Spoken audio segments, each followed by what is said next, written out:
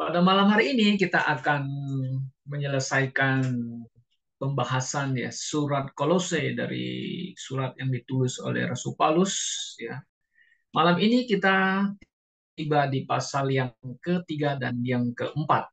Ya, ini mengenai kehidupan ya orang Kristen di eksternal kehidupannya ya. Nah, saudara-saudara yang saya kasih dalam Tuhan Yesus Kristus ya kehidupan eksternal Kristen yang ada di dalam Kristus. Artinya kehidupan orang Kristen harus nampak ya. Nampak di dalam hubungannya dalam keluarga. Ya, saudara bisa lihat nanti di pasal 3 18:21 hubungannya sebagai tuan ya atau majikan bos dengan hamba-hambanya atau pelayannya itu di ayat 22, 25 dan 4 dan 1 dan kehidupan doa pribadinya itu pasal 4 nanti dan kehidupannya di depan publik ya publik ya kadang-kadang juga ada orang Kristen menjadi publik figur ya yang pasal 4 5 6 ya kemudian salam dan penutup. Nah, saudara kalau kita lihat saudara ya, yang pertama itu ya kehidupan orang Kristen ya hubungan dalam keluarga. Ya, ini adalah lingkup keluarga. Nah, kehidupan keluarga ini juga bisa di apa namanya? Bisa dinampakkan keluar ya dan orang bisa melihat kehidupan kita di dalam sebuah keluarga.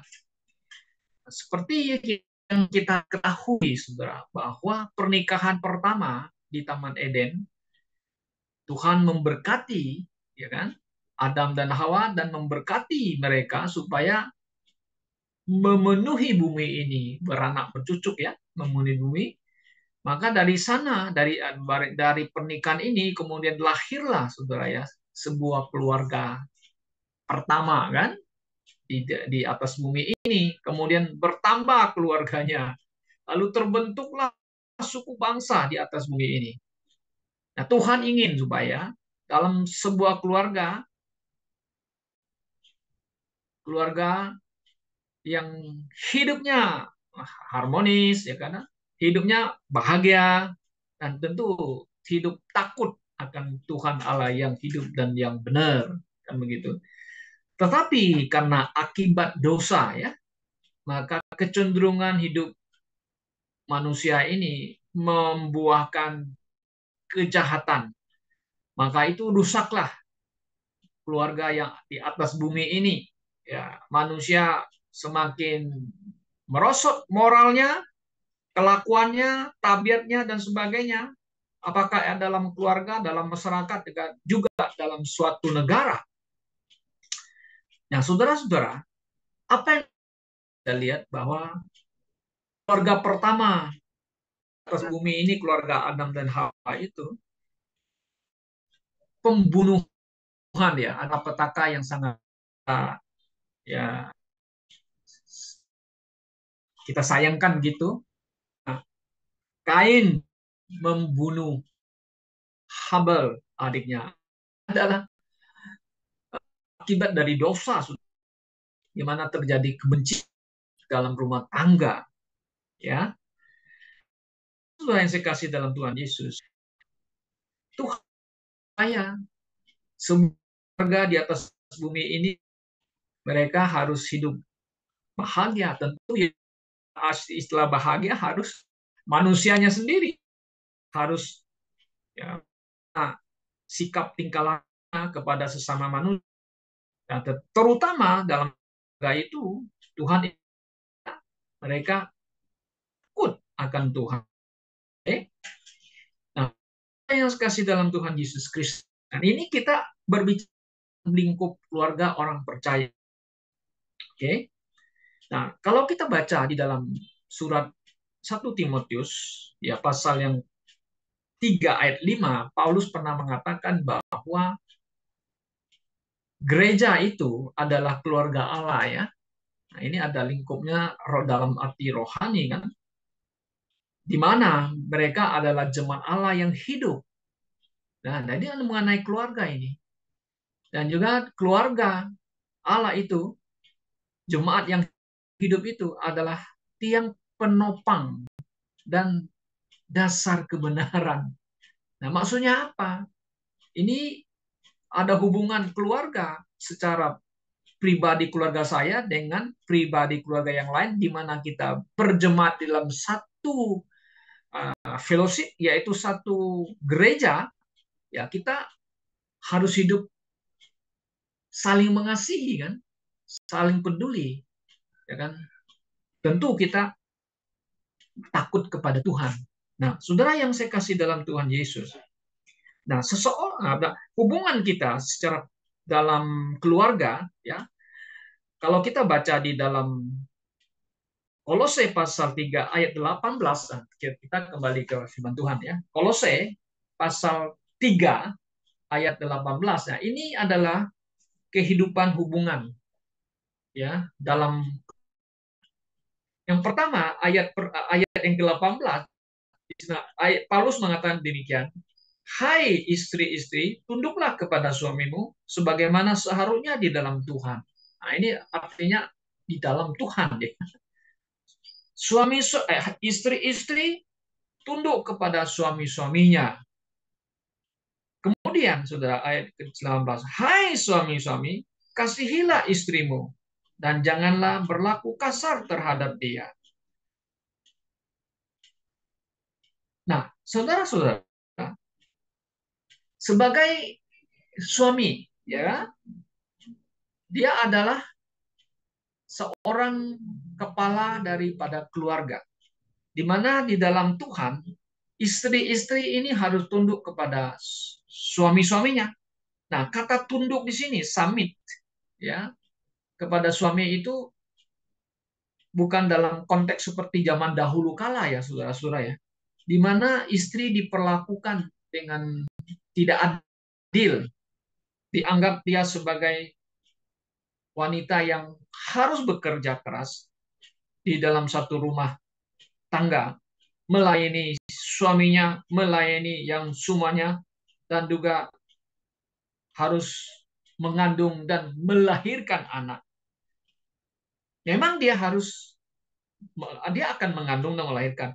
Tapi di sini tunduk itu artinya bukan dalam konteks konsep zaman dahulu kala. Kamu jadi istriku, kamu harus tunduk kepada saya. Kalau tidak, saya pukul kamu. Kan bukan begitu, ya. Tidak begitu lagi. Ini tunduk artinya dia menghargai, menghormati, ya. Nah, sebaliknya ayat 19, suami-suami, nah, kata kasihilah istrimu, kan begini. Dan janganlah berlaku kasar terhadap dia. Nah, ini adalah tanggung jawab sebagai suami. Nah, bagaimana saudara-saudaraku yang saya kasih dalam Tuhan? Ya, kalau suami tidak mengasihi istri, ya memang problem, ya. Kalau istri tidak tunduk kepada suami, itu juga jadi masalah, ya kan? Ada satu tunduk, ada satu harus mengasihi. Ya, ini adalah pengajaran daripada Alkitab, firman Tuhan. Ini sangat jelas sekali, ya.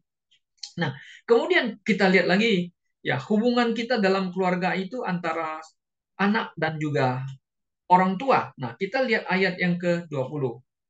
Nah, di sini mengatakan, hai anak-anak, taatilah orang tuamu dalam segala hal, karena itulah yang indah di dalam Tuhan lagi. Nah, anak semasa dididik berada bersama dengan orang tua, dia harus dididik dalam Tuhan, kan?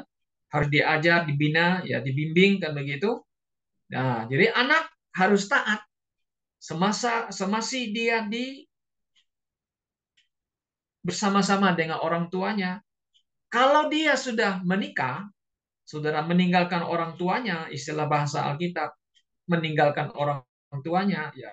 Jadi satu keluarga yang baru, dia tidak taat lagi, ya, tapi dia menghormati orang tuanya. Ya, ini jelas menghormati dan juga merawat orang tuanya kalau sudah tua, kalau dia tidak ada tabungan masa tuanya, ya anak harus menanggung kehidupan orang tuanya. Dan upahnya ada sesuai dengan firman Tuhan. Istilah umurmu panjang dan engkau akan berbahagia. Ya, makanya kita orang Tionghoa, ya, sangat menghormati orang tua, ya. Ya toh? Kenapa? Karena di situ ada blessing. Bahkan mereka kalau sudah meninggal, mereka bikin uh, kuburannya yang mega, yang indah. Apalagi mereka yang tidak percaya Tuhan ya, waduh, indah mega villanya bagus. Kenapa? Karena mereka tahu itu ada blessingnya di situ. Menurut mereka, saudara-saudara yang percaya hal-hal demikian. Tapi Alkitab mengatakan ada berkat bagi kita yang menghormati ya, taat kepada orang tua kita. Ya, nah, saudara, tapi sebaliknya juga bagi bapak, ya, tentu bapak di sini mengatakan jangan sakiti hati anakmu supaya jangan tawar hatimu. Kenapa juga tidak ada disertai dengan uh, bapak dan ibunya ya? Kenapa harus dibebankan kepada bapak? Ya, karena bapak ini kan dia adalah kepala keluarga ya. Tentu ini peranan penting juga dalam keluarga. Kalau kita lihat dalam satu keluarga itu mama itu juga sangat penting peranannya, walaupun dia tidak catat di sini ya. Banyak anak-anak berhasil ya, karena mamanya itu hebat. Kita harus akui ya, mama. Ya, mamanya hebat, bisa mendidik. Kalau bapaknya sibuk cari uang, kan begitu. Mamanya itu yang mendidik anaknya dengan baik, banyak yang berhasil ya. Karena ibunya ya, kalau kita lihat cerita-cerita begitu, banyak anak-anak berhasil karena juga tentu ada bapaknya juga pernah juga ada peranan ibunya kan begitu ya. Di sini mengatakan jangan tawar, jangan sakiti hati anakmu supaya jangan tawar hatinya. Nah, banyak banyak terjadi broken home dalam keluarga ya, anak sama bapak sama emak nggak baik gitu ya. Bahkan ada yang kemarin di Jakarta itu mama menjual anaknya jadi pelacur. Aduh, gila. Ada juga bapak yang menghamilkan anaknya. Ini lebih bejat lagi. Bejat lagi ya. Ini tidak pantas dilakukan demikian. Maka bagaimana keluarga yang demikian bisa baik ya? Nggak mungkin ya, saudara ya. Oke. Nah, kemudian ada lagi hubungannya sesama apa dengan pelayan dan juga majikan atau tuan ya, atau terjemahan lain itu bos kita. Kalau zaman sekarang kita bos ya. Ayat 22. Hai hamba-hamba, taatilah tuanmu yang di dunia ini dalam segala hal, jangan hanya di hadapan mereka saja untuk menyenangkan mereka, melainkan dengan tulus hati karena takut akan Tuhan. Wah, ini luar biasa ini hamba-hamba yang begitu taat kepada tuannya. Nah, jadi prinsipnya begini ya, saudara ya.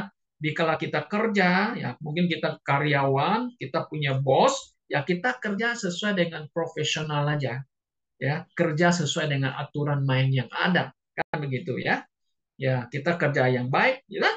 Dengan tulus, kan begitu ya, tulus hati, ya seperti kita bekerja untuk Tuhan kan begitu. Ya, tapi ini tidak mudah ya. Kita memang aja kita memang mengajarkan begitu, saudara. Nah, demikian juga saudara-saudara ya. Bos-bos, majikan juga tidak boleh memperlakukan karyawannya atau pelayannya dengan semena-mena, nggak boleh. Ya harus adil. Nah, karena itu di ayat yang ke pasal 4 ayat 1, hai tuan-tuan, nah ini master ya, sebenarnya majikan. Boleh juga terjemahan sekarang majikan, atau juga bos seorang perusahaan, berlakulah adil katanya. Justru adil dan jujur terhadap hambamu. Ingatlah, kamu juga mempunyai Tuhan di surga. Nah, Tuhanmu itu Tuhanmu yang ada di surga, juga Tuhannya hamba ini yang ada. Ini kan kita berhubungan dengan orang Kristen kan, di kalangan orang Kristen. Kalau orang yang bukan Kristen gimana? Oh ya, kita perlakukan profesional kerjanya ya, apalagi kalau dia seorang yang Kristen mungkin lebih ya, hubungannya bisa lebih bagus gitu ya, ya saudara ya. Nah, di sini juga memperingati pada bos-bos ya, majikan, supaya mereka juga harus memperlakukan pelayannya atau karyawannya atau PRT-nya di rumah jujur gitu ya, adil dan jujur, tidak boleh semena-mena terhadap mereka. Ingat, karena apa? Istilah kalau kita ngomong sehari-hari, ada awan di atas awan lagi ya. Jangan kamu sok, kalau seorang bos, wah sombong sok semena-mena kepada karyawan. Ah boleh. Nah, maka itu Paulus pernah memperingati orang kaya. Kalau saudara baca di 1 Timotius pasal 6 Nah, saudara akan dapat di sana ya memperingati orang-orang kaya, nggak boleh sombong, nggak boleh congkak, nggak boleh tinggi hati ya, dan juga nggak boleh semena-mena terhadap pegawainya atau karyawannya atau pembantunya, kita katakan demikian. Nah, saudara, jadi ini yang kita belajar dari pertama ini adalah hubungan dalam satu keluarga dan juga hubungannya dengan yang antara majikan dengan pelayannya atau bosnya dengan karyawan atau karyawannya dengan bosnya. Oke. Nah, kemudian kita akan masuk ke dalam yang lain, saudara. Lihat, kita akan lihat ke dalam kehidupan seorang Kristen ya sebagai orang percaya ya dia juga akan dinilai dari luar kehidupannya. Bagaimana kehidupannya sebagai orang Kristen di dalam hal-hal kerohanian. Nah, apakah ayat 2? Mari kita lihat. Apakah di sini Paulus mengatakan dia harus bertekunlah dalam doa. Nah, ini seorang Kristen yang baik. Apakah dia seorang bos atau siapa saja? Nah, ini kehidupan bertekun dalam doa. Dan dalam pada itu berjaga-jagalah sambil mengucap syukur. Nah, saudara, sebagai orang percaya, orang Kristen, ya maka kita setiap malam kita ada doa bersama sebagai jemaat. Dan juga secara pribadi kita, personal, kita juga perlu ada waktu senggang untuk berdoa. Ya, secara pribadi, ya mungkin doa pribadi saudara, ya saudara kita bisa tentukan saja, saya bisa pagi atau saya bisa siang atau saya malam, ya kita bisa berdoa. Nah, ini adalah bertekun katanya, berdoa. Paulus mengatakan ya, jangan putus berdoa, ya. Senantiasa berdoa. Kita dimanapun kita bisa berdoa. Nah, ini adalah eh, apa nama itu akses yang Tuhan Allah Bapa berikan kepada kita sehingga kita bisa kapan saja, saudara itu kita bisa berdoa ya luar biasa. Itu hubungan kita dengan Tuhan. Nah, ya kita bisa berdoa kapan saja dan juga sambil berjaga-jaga. Nah, berjaga-jaga ini berjaga-jaga maksudnya apa ya? Ya kita tentu sebagai orang Kristen dalam kehidupan kita sehari kita harus berjaga-jaga juga diri kita ini supaya kita ini jangan salah langkah, kita tidak ya mengambil keputusan yang salah dan sebagainya ya. Kita juga waspada diri kita supaya jangan jatuh ke dalam pencobaan. Kan begitu. Kadang-kadang dunia ini selalu mau goda kita ya. Ya, iblis mau menjatuhkan kita. Perlu jaga-jaga kita. Kita harus berjaga-jaga. Sambil katanya mengucap syukur. Oh, yes, saudara-saudara yang saya kasih dalam Tuhan. Dalam kondisi keadaan apapun ya, apalagi sekarang dunia tidak baik-baik aja. Ekonomi Indonesia juga tidak baik. Nah, di mana menurut berita yang saya dengar itu sekarang dolar rupiah sudah jadi 17 ya, sangat tinggi ya, sangat tinggi ya. Nah, ekonomi juga tidak begitu bagus. Dan juga saya lihat di berita hari ini ya, ada berita di mana banyak karyawan yang akan di PHK loh, ribuan.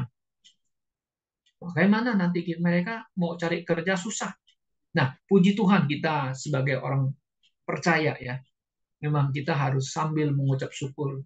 Utama yang kita ucap syukur adalah karena kita ada di dalam kasih anugerah Tuhan Yesus ya. Apapun yang kita alami, kita rasakan saudara, bagi kita mengucap syukur karena kita punya Tuhan yang selalu bersama dengan kita, anak-anaknya ya. Nah, Paulus juga mengatakan supaya mereka yang sedang berdoa itu jangan lupa berdoa untuk kami. Oh ya, maka itu malam ini kan kita berdoa bukan hanya untuk diri kita juga berdoa untuk yang lain, ya, ya untuk mereka yang lain, ya supaya Tuhan menguatkan mereka dan juga memakai mereka dalam pemberitaan Injil, kan? Nah, saudara, jadi kita lihat di dalam ayat yang keempat mengatakan, dengan demikian aku dapat menyatakan sebagaimana seharusnya, hiduplah dengan penuh hikmat terhadap orang-orang luar, pergunakan waktu yang ada. Nah, tadi kita hubungan kita kan di dalam ya, yang orang luar bisa lihat. Nah, sekarang kehidupan kita terhadap yang orang luar yang tidak percaya. yang tidak seiman dengan kita. Nah, maka di dalam ayat yang kelima di sini mengatakan kepada kita, hiduplah dengan penuh hikmat, hikmat ya, terhadap orang-orang luar. Ya, orang luar artinya bukan orang Kristen. Pergunakan waktu yang ada ya. Memang kita perlu juga hikmat menghadapi dunia ini ya, dunia yang bagaimana. Nah, saudara bisa ngerti keadaan dunia yang semakin bukan tambah lebih baik, moralnya makin rusak dan sebagainya kan yang di luar. Ya. Pergunakan waktu yang ada. Nah, Paulus di sini menjelaskan kepada waktu yang ada. Kalau kita lihat compare dengan Efesus pasal 5, waktu-waktu sekarang ada waktu-waktu yang jahat. Ah ya, waktu yang jahat. Maka itulah kita harus pergunakan waktu yang ada sebaik-baik mungkin. Oke. Nah, kemudian yang ke-6, ayat 6. Hendaklah kata-katamu senantiasa penuh kasih, jangan hambar, sehingga kamu tahu bagaimana kamu harus memberi jawab kepada setiap orang. Ya, kita terhadap orang luar, ya kita harus berhikmat.